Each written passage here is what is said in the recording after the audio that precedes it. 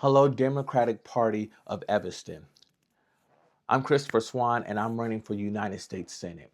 My grandparents came to Illinois from Georgia, Alabama, Arkansas during the Great Migration, carrying dreams bigger than their circumstances.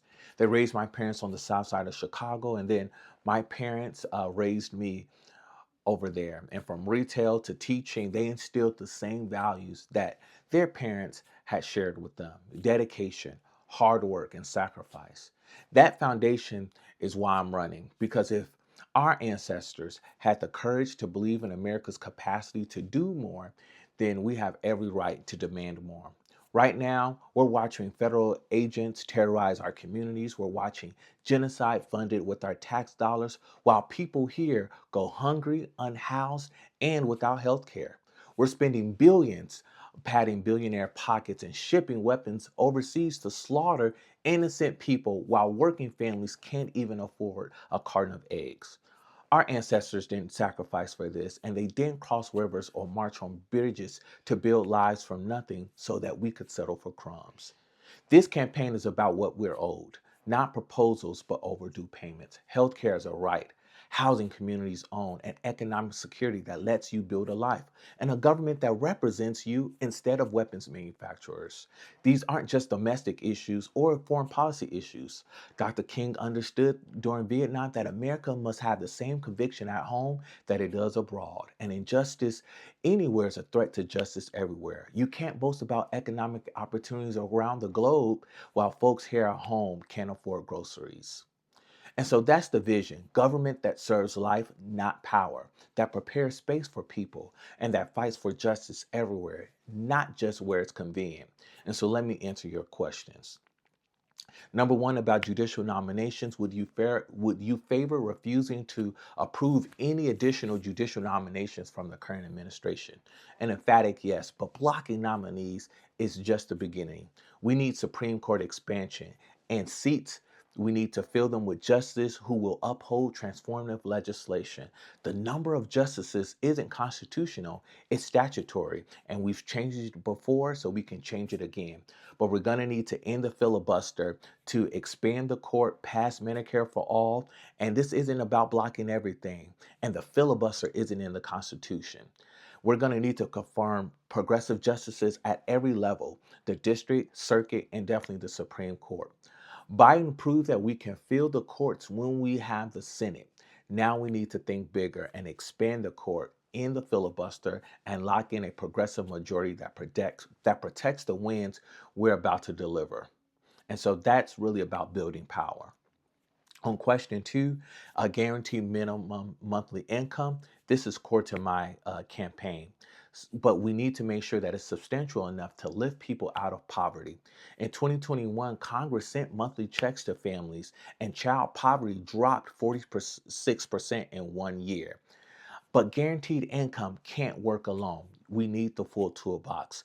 We need to increase the minimum wage to $25 an hour. We need mandatory profit sharing. We need union protections everywhere. We need community owned housing so guaranteed income isn't eaten up by Wall Street landlords. We need Medicare for all so one medical emergency doesn't destroy a whole life savings. Uh, and so the wealth that has been created by workers, I believe workers should share in it. This is economic security. It's not just surviving. It's not just affordability. It's about winning. Committee assignments. What committee assignments would I seek? The two committee assignments I'll go for is the Senate Foreign Relations Committee and Agricultural Committee.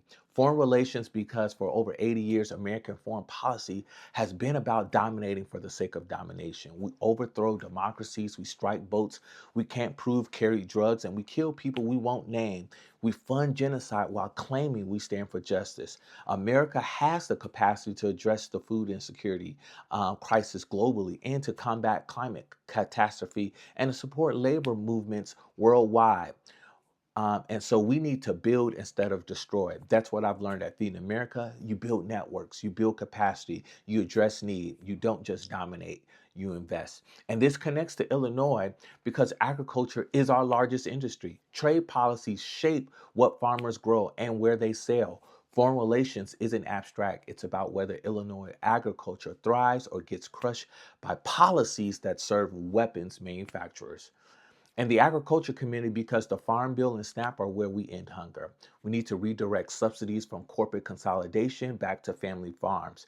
Build food security, grow Illinois agriculture while reducing hunger everywhere. Food justice and foreign policy, economic power, they're all linked. It's about a government that serves you instead of corporate interest. Number four, how do we get 6 million lost voters back?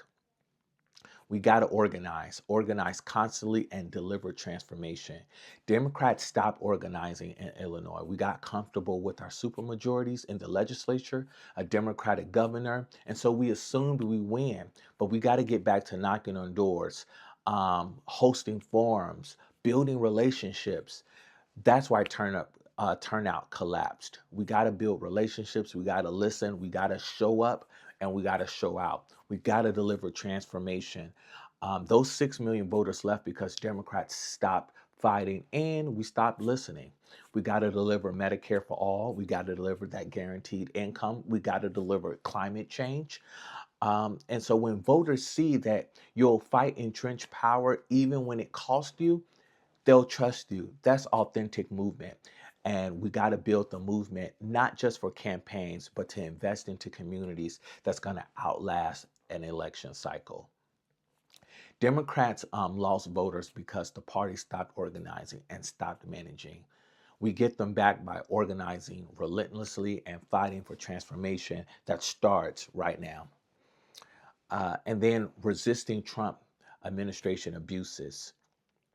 We got to use the power of the purse like a sledgehammer. Democrats spend too much time on subpoenas that go nowhere.